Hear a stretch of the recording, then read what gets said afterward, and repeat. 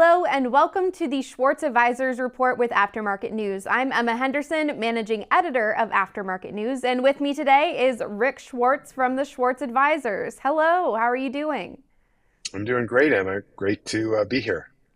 Yeah, and we have a really important topic to talk about today. Now, Schwartz Advisors has been in the middle of some of the most noteworthy transactions in the aftermarket.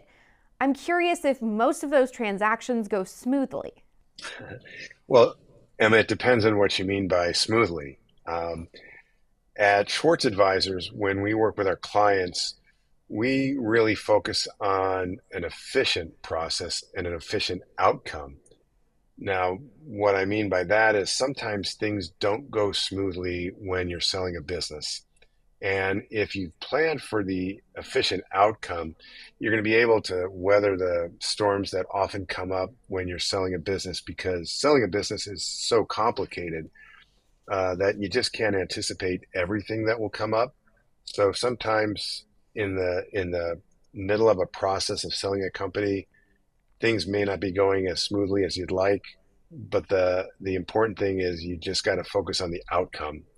And that's what we focus on with our team is what is the efficient outcome as opposed to making sure every step of the way goes perfectly. Absolutely. So I just want to clarify, you are suggesting that it's okay if parts of the process don't go smoothly. Well, it's not necessarily okay, but it's usually something that's inevitable. So yeah, I think if you're a business owner and you're contemplating selling your business, the fact is it can be a bit of a long and difficult process. You're dealing with buyer issues, you're dealing with all kinds of transaction issues, you're dealing with all kinds of things that are going to come up.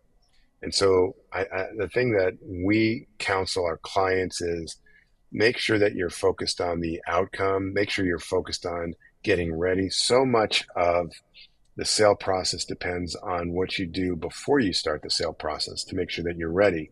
That way, when things come up, you're able to just say, okay, we're going to take a deep breath and we're going to get through whatever the current distraction is so we can get back on track and get this deal done. So let's talk more about planning for an efficient process. So what should a business owner be thinking about for that to happen? Well, the first thing we counsel our clients is start thinking about what a sale might look like before you even start a sale process. There's so much work that we suggest and recommend that people do. And by the way, a lot of the partners at Schwartz Advisors have owned businesses before. So we've all been involved in selling our own businesses. So we're not just advisors who help people sell companies. We're people who have actually owned companies and actually had to go through this. You want to do a lot of things like get a clear idea of what the valuation for your business is.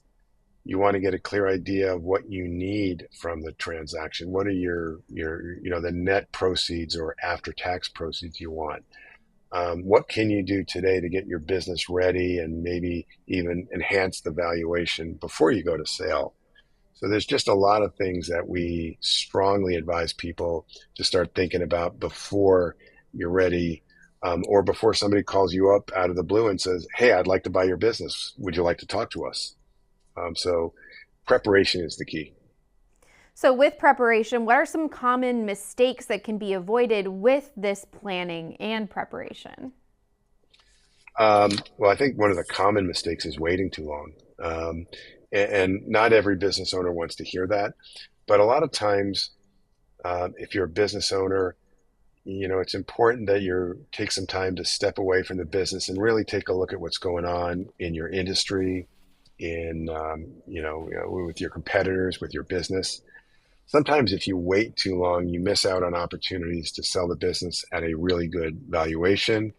And sometimes people wait too long and before they realize that their business might be declining in value. So I think one of the biggest mistakes people make is waiting too long. The second mistake, and it's something that we already mentioned, is people just don't get ready. They just decide one day, hey, I think I'm ready to sell. And they haven't done a lot of the homework that will help them achieve that efficient outcome.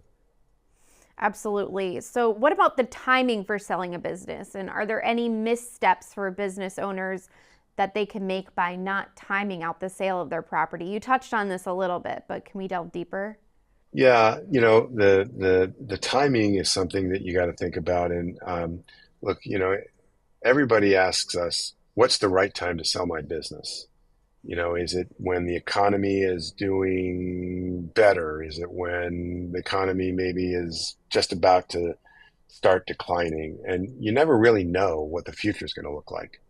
So the right timing for selling your business is when you are ready. I mean, that's the key. And it's also when you know that a good offer is. Um, and sometimes you have one shot at selling your business. You've worked at it, you've built it.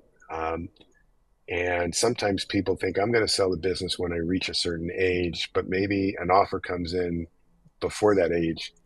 You just have to be able to assess, hey, this is the right time to sell because this is a really good offer. So again, it comes back to preparation. What's my business worth?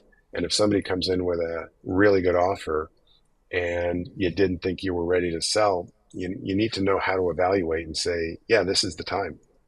So you're thinking about it. How long should a business owner be prepared for when thinking about selling their business? I mean, how long does this process take?